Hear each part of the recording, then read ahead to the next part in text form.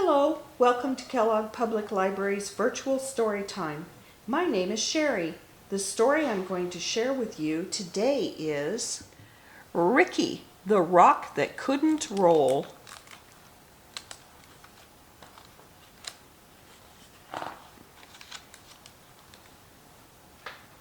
Over the lake and out past the bay was a green grassy hill where the rocks came to play. They would race to the top to take in the view, then roll their way down, the way rocks love to do. There were Kip, Pip, and Chester, and Marvin the boulder. Ignatius played too, though he was much older, and a group called the Pebbles never ever sat still, zigzagging their way up and over the hill.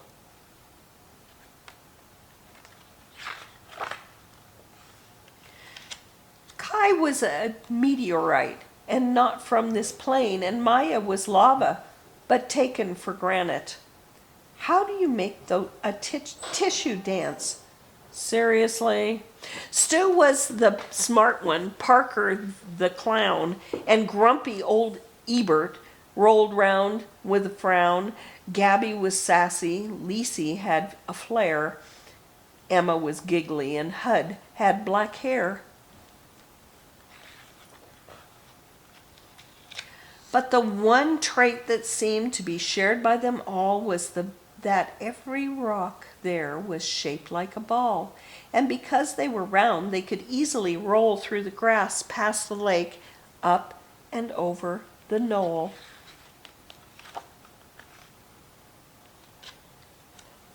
Except for poor Ricky, who quietly sat. You see, Rick couldn't roll because one side was flat. What part of this is supposed to be fun? Boy, he looks grumpy, doesn't he? His friends didn't get it. Come roll, they would chant. So Ricky tried, but replied, I'm sorry, I can't. But the rocks were determined. They were sure they could solve Ricky's flat side problem and help him revolve. So Marvin the boulder, with his impressive physique, carried Rick all the way to the hill's grassy peak. Then he pushed him downhill, yelling, Keep rolling, kid! But Rick didn't roll, he just kind of slid. This feels like a bad idea. Well, the rocks weren't done, not by a mile. Surely this next try would get Rick to smile. They stuck rubber balls all over Rick, using big gobs of glue to get them to stick. They were proud of themselves. This will work, they announced, but Ricky still couldn't roll. Now he just sort of bounced. No good, no good, no good.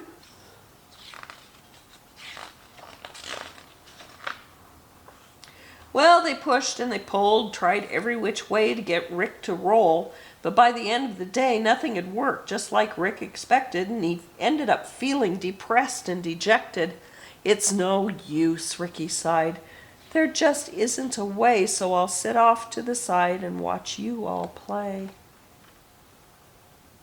But his friends wouldn't quit. We're here for you, brother, and we'll get you to roll one way or another. So they pondered and thought, each straining his brain until they looked up and saw it was starting to rain.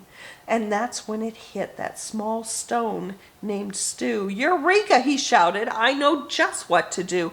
He explained to them how they would get Rick to tumble. My plan is pure genius. Stu wasn't too humble. So they carried our hero down the road about a mile to the lake, where they gathered up mud they could pile on the flat side of Rick, creating a mound that they shaped, smoothed, and sculpted until it was round. Then after the rain, with the sun in the sky, they left him to bake till the mud was all dry. They gathered up vines and one colorful feather that they wrapped all round Rick to keep it together. When the last knot was tied and the work was all done, the only step left was for Rick to have fun. They stood back and watched, feeling nervous and tense, as Rick breathed in deep with increasing suspense. He moved slowly at first, testing out his new mold, and then, for the first time, Ricky the Rock rolled. So Bria the ladybug, who'd been there from the start, felt a surge of pure joy swell up in her heart.